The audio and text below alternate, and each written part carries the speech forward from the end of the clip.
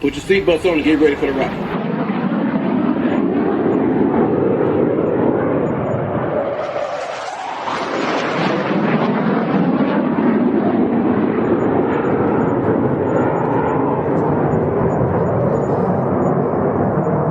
We're the freaking New York Jets, so we're built for this shit.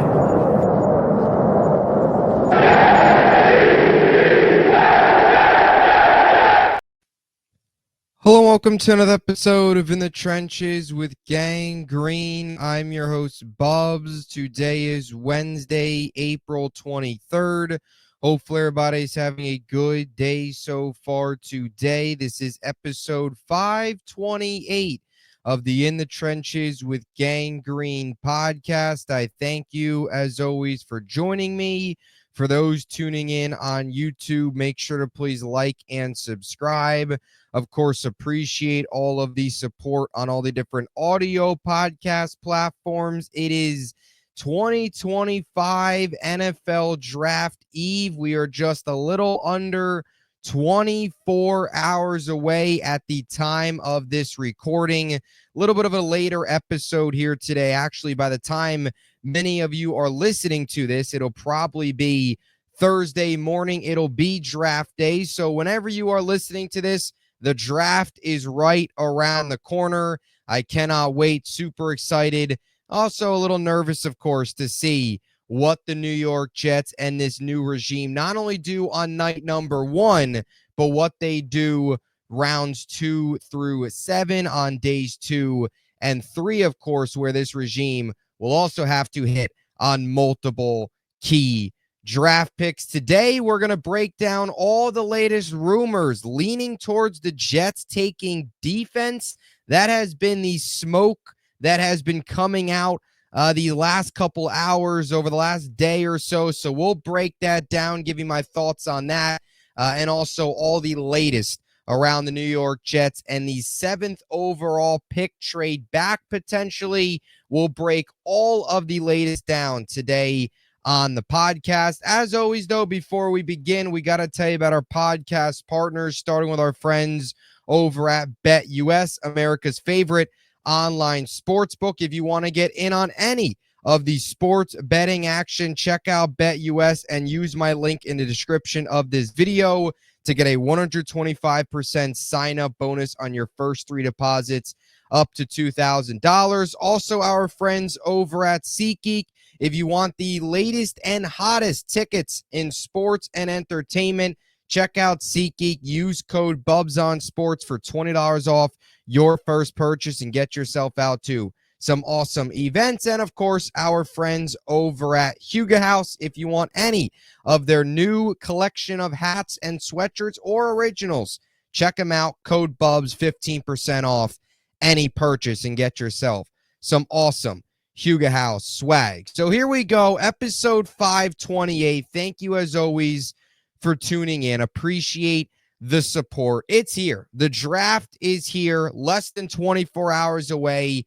It might be draft day by the time, of course, as I mentioned, many of you are tuning in. And really over the last day or so, 24 hours, 48 hours, there's been a lot of smoke, a lot of rumors, a lot of news, a lot of reports, a lot of mock drafts, just a lot of stuff that has come out about the New York Jets and what they are going to do with the number 7 overall pick. You know, it's funny. This is just kind of how draft season goes, right? We will officially know when the clock hits number 7, the Jets are on the clock. We'll officially know, of course, then what Darren Muji and Aaron Glenn are going to do with their first pick in charge. But we kind of started this whole draft process talking about Mason Graham. Like, that was the big guy in the beginning of this all. Taking defense, getting Mason Graham. That was back in January. And then for a while, the last couple months, it's been Armand Membu, it's been Tyler Warren, it's been trade back, it's been all offensive centric. And now it feels like as we get closer and closer, we've shifted back into the mode of the New York Jets potentially eyeing defense.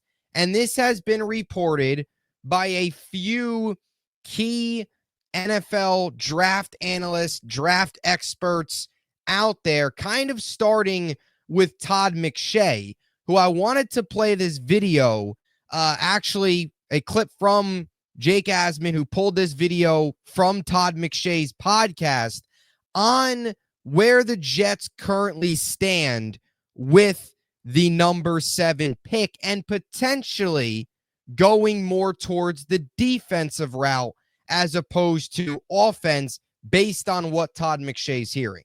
Here it is, and we'll break down more after. But if you're a Jets fan, like what I'm telling you is Warren is in play, but it's much more likely at this point, based off my information, that it's going to be a defensive player. I have not had the conversation about Mason Graham, but Mason Graham was not maybe expected to be there, okay? So don't rule him out. What we're also telling you is we got some edge rushers here, starting with Mikel. I don't think it's going to be Shamar Stewart, okay? Okay. For other organizations, yes. I don't think with this one. Okay. Could you see a Mike Green? They've gone with Smollett. No, not at this point. I think it's Mikel. Honestly, I think edge is in play because Jalen Walker could fall to them. Okay. And I think the expectation, because everyone in the world, remember the conversation I had? Stop with the narrow-minded thinking. Start thinking outside the box. Right. Don't be like the rest of them, said the GM to me. Mm-hmm. But it also could be. I can roll with that. I don't think. I think it would be Walker if he's there. I think Graham would be in play. I think Tyler Warren would be in play. But let's give him Jade. It doesn't feel like Warren, does it? I know they really like him, but it doesn't feel like Warren. Okay. Just like the Liam Cohen in Jacksonville. They really like Mason Graham. It would make sense, but it doesn't feel like that's right. the way it's going. Okay. So that was Todd McShay on what he's hearing. And Todd McShay, very well-respected NFL draft analyst. Actually, Joe Douglas, going back a little bit here, just side note, actually tried to bring him into the front office when he got here. Of course, McShay didn't do that. But a guy with a ton of draft knowledge. And look, I'll say this. The Jets have been very tight-lipped about everything, going back to free agency. Glenn has talked about it working in silence. So who knows what these sources are, where these sources are coming from. But there does seem to be a sense building here that the Jets are interested in defense. And I'll be 100% honest. I've said this a lot. I'm not a fan of that idea. And I'll say this. I'll kind of start with the positive angle and then get into the negative aspects, really what I'm thinking. If Mason Graham is there at 7, I believe the Jets will actually probably take him. They seem like they love him. They've met with him 3 separate times, most recently on a top 30 visit at the facility about a week and a half, 2 weeks ago now, somewhere around that, where they had him in. They also met with him, of course, before his pro day. They had dinner with him, combine, all that stuff. Met with him multiple times. Feels like a Glenn guy. Pick him up, put him in that defensive line. Very similar to Quinnen, but I think the whole mindset is coaching staff. He's a great player, possibly the best player available there. If the Jets are going BPA, you would take Graham potentially there at 7, and you find a way to make good talent work together, even if he has a very similar play style to Quinnen Williams. I was still, though, I'm not in favor of going after a guy like Mason Graham. And also specifically, even if like Warren and Membu are there, in my opinion, I'm taking Membu or Warren. If it's just Warren, if it's just Membu, I'm taking offense. I want offense. This team desperately needs help on offense. But Graham would be the only one that I would be okay, would understand it at 7. Other than that, I don't want a defensive player at 7. Outside of Graham, who I would understand, but I would still take offense, want to make that clear, over Mason Graham. But some of those guys Todd McShay's talking about, right? A Mikel Williams. He doesn't feel Shamar Stewart is likely. But I don't want Mikel Williams there at 7. Don't want an edge rusher. Even Jalen Walker, who he ended up mocking to in his mock draft today. He had Jalen Walker going to the Jets.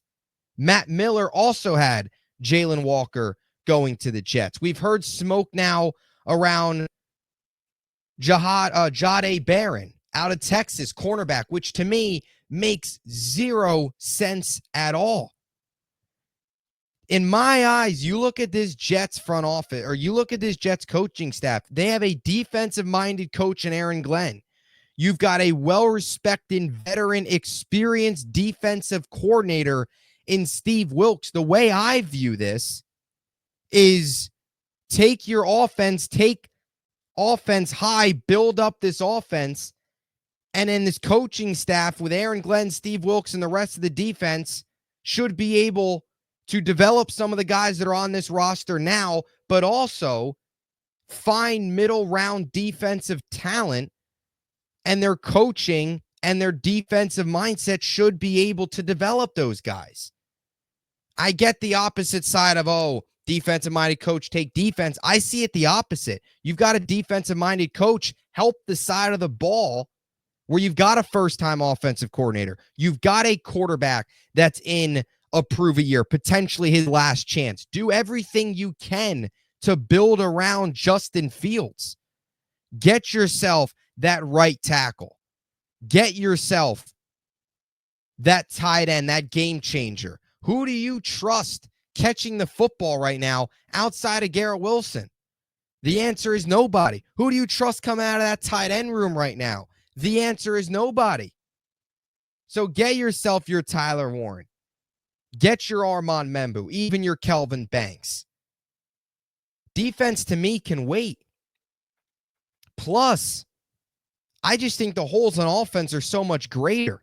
Like, I think you can find a big run-stuffing defensive lineman that doesn't need to be elite, but can stop the run and play well next to Quinnen, eat up double teams on day 2 or day 3. Same thing with the edge rushers. And let's not sit here and act like the edge is a massive hole for the Jets. Yeah, you could use some help depth-wise, but come on now. Are we just going to discount Will McDonald and Jermaine Johnson? I get Jermaine Johnson's coming off torn Achilles, but you still got to have hope and faith in the guy that he can come back. Spending a premium pick there just doesn't make sense, and especially the Jahdae Barron news and rumors makes no sense to me. You paid $30+ million for Brandon Stevens. Michael Carter, your nickel's under contract already, just got extended last year. And you're most likely going to extend Sauce Gardner at some point before this season. What's the point in getting another corner? I understand the people that say, he can play safety. He could play anyway. He could play all corner. He could play inside, nickel. He could play outside. He could play safety. No, you're not. Do not spend a premium pick at a position that's really not that much of a need, which is cornerback, especially when you paid all that money to Brandon Stevens. And I know some people say, he could be Aaron Glenn's Brian Branch, rather. I just don't see it. Barron's a very good player, very good prospect, but not at 7. You've got bigger holes to fill. You can't sit here and tell me with a straight face you're going to take a corner at 7, a cornerback at 7, and then go into day 2 still needing a tight end, still needing a tackle, still needing a receiver, which we expect to come out of day 1 needing that, and more interior defensive line help, which still expect that. But can you use it on a corner? You got so many holes. You just got to fill out these holes, and it starts night 1. Corner's not a hole, and I think edge can wait. And personally, I think interior defensive line can wait. Get your game-changing playmaker. Finish up your offensive line. Something like that, not defense. I'm just not in favor. If this coaching staff, Glenn, and especially like Steve Wilkes, this defensive coach staff, heck, even Eric Washington, the defensive line coach, 2 experienced guys, you should have a lot of faith in those guys to develop talent. And more specifically, develop those mid-round talent. I think it's best to take talent earlier on offense to not only build around Fields, but also give Tanner Engstrand the best possible talent to work with as a first-time OC in the NFL. And also fill 2 massive holes. That's the way I see it. And I am very worried. I will be fed up if the Jets go with a Mykel Williams or, heck, even a Shamar Stewart. And I know Todd McShay said he doesn't see that. But if you take Shamar Stewart tomorrow, I think that is ridiculous. Ridiculous. Unless if it's a trade back, but even then, extremely risky to make your first pick be Shamar Stewart, who had 0 production in college. You're banking on the athletic upside. Very risky. This is huge. So many people don't realize, too, how massive this first draft is. You might think, it's only the first draft. This is just kind of laying the groundwork. No. Look at how the first draft for Joe Douglas panned out. Not just the Mekhi Becton pick. All those other picks were disastrous. That class, 2020 class, you look back on that as a Jet fan, and you're just disgusted. That set him back right there. He had to chase that draft the rest of his tenure. I always say it, right? It was only fitting that Douglas started his career tenure here drafting left tackle, and his last first-round pick was a left tackle. That just showed you how bad that first draft and all the issues he had. Like he just had to chase all of these holes, left tackle, all this stuff his entire tenure. Entire time. Jets can't put themselves in that position where you swing and miss badly in this draft, round one, heck, even the middle rounds, but specifically round one. You want your round one pick to be a blue chip key contributor, not just for the next 3-4 years, but a guy that can be here for long term, right? Not just here for Justin Fields, but build this offense up. So if you do, even if Fields doesn't work out next year, you put yourself in a position to put this rookie quarterback into a much more talented and well-built offense. And you don't want to put yourself in a situation where you swing and miss on this pick and you've got to kind of chase it the rest of your tenure if you're Darren Mucci and Aaron Glenn, like we saw with Joe Douglas. Set yourself back before you could really even do anything, if that makes sense. So, I don't know, man. I just don't like this whole idea of defense in all these reports. Jalen Walker, Michael Williams.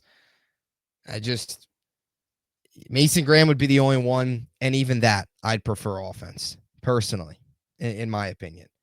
And I will throw this up on the screen here. Here was Todd McShay. Today he did take Jalen Walker in his mock draft. This is what he did have to say.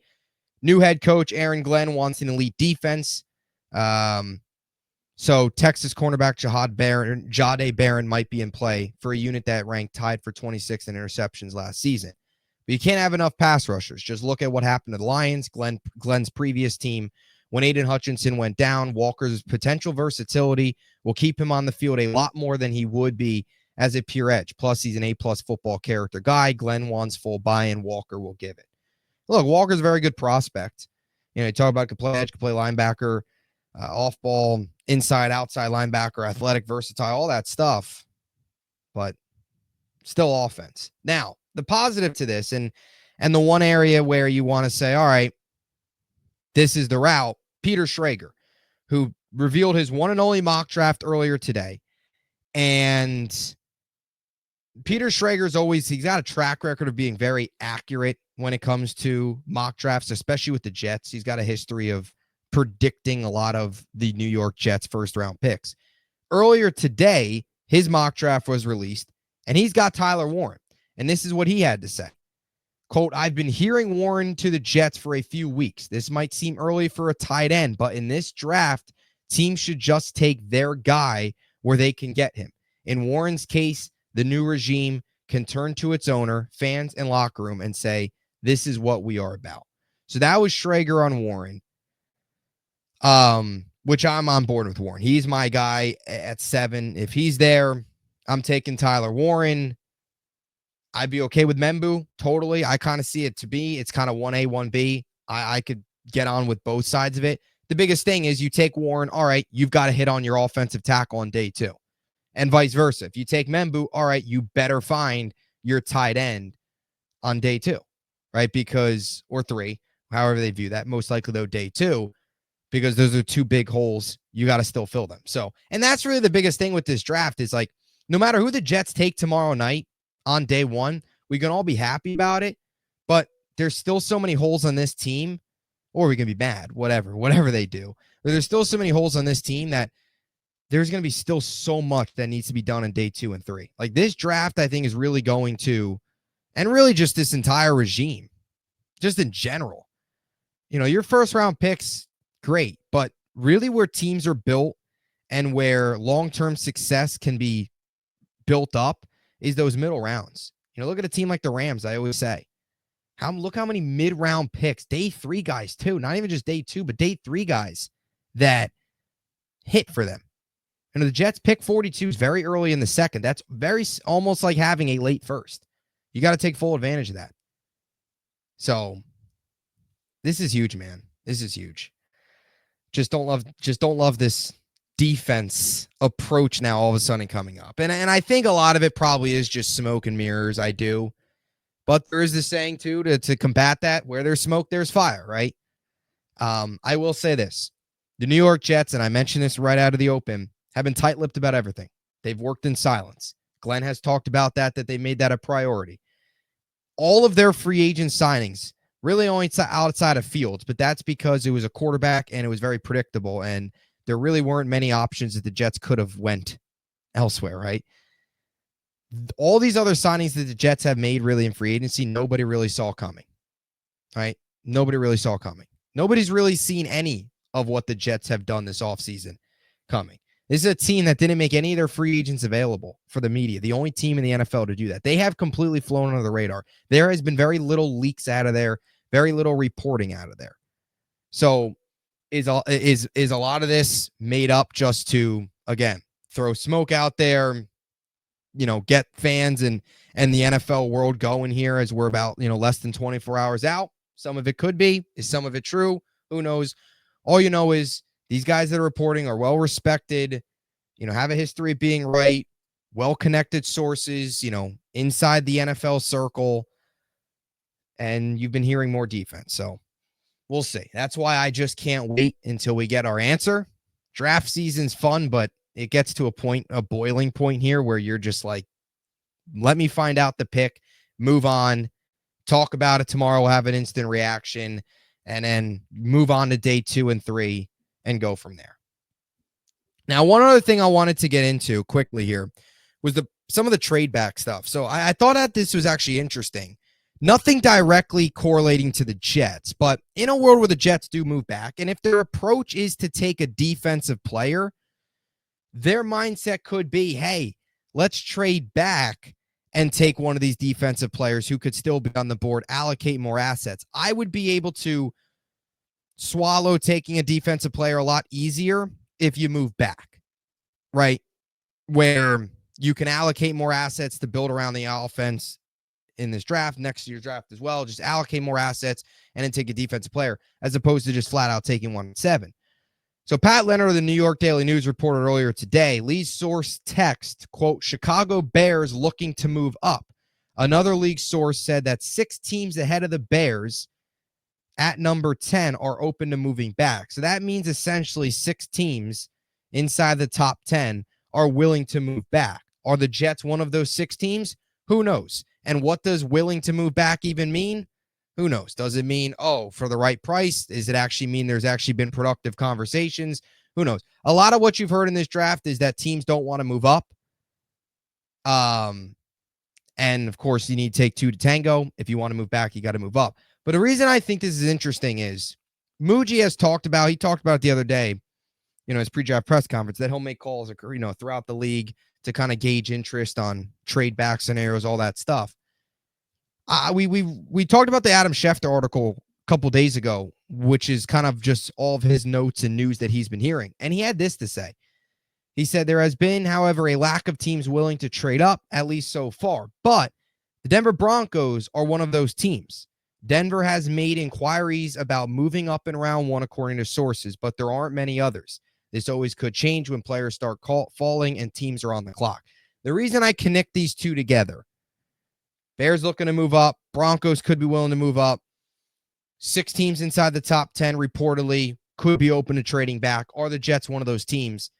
You don't really know how far back if you're the Jets, you'd want to move, but Muji has the Broncos connection in a world where Genty is there at 7, let's say, and Denver, let's say, would be moving up for him.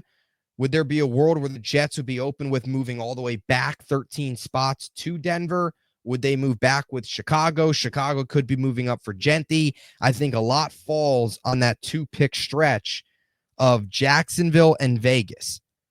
It feels like Genty was a given that he was going to probably go to Vegas, and it feels like for the longest time Graham was going to the Jaguars. Now, you've kind of gotten a curveball. Feels like Jags could take Graham, or Genti, and you could see a world where Membu goes to Vegas. So I think if Genti's there at 7, to be honest, there could be some suitors of teams wanting to move up. And maybe you could see a world where the Jets move back. Don't necessarily know if that'll happen at this point. It feels like there's a very low chance he gets through Jacksonville and Vegas, but who knows? So I thought I'd throw that out there as well for the trade back crowd. That's kind of the latest with the trade back stuff. Also, a lot of these draft trades, this is the first time I think I saw a stat the other day in like a very long time that there's actually been no trades within the first round. But you always get trades on draft night. And who knows, maybe the Jets decide to do a lot more moving up and down on days 2 and day 3, which we see a lot of teams do as opposed to on night 1. Only time will tell. Again, this is a new regime. We're all kind of finding out what they're all about for the first time. Their philosophy and the way they want to do things. So this is it. Counting down, final hours. Right now, at the time of this, we're about 22 hours out. You might be listening to this an hour out. Whenever you are listening to this, I appreciate you so much for tuning in. Let me know what you think. Drop your final predictions down below, bearing any crazy news, rumors, all that stuff.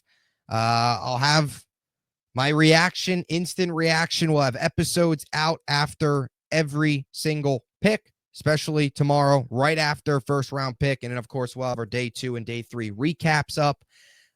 We'll break down every single New York Jets selection, every single New York Jets trade, whatever they do over the next 3 days. We'll be here talking about it all.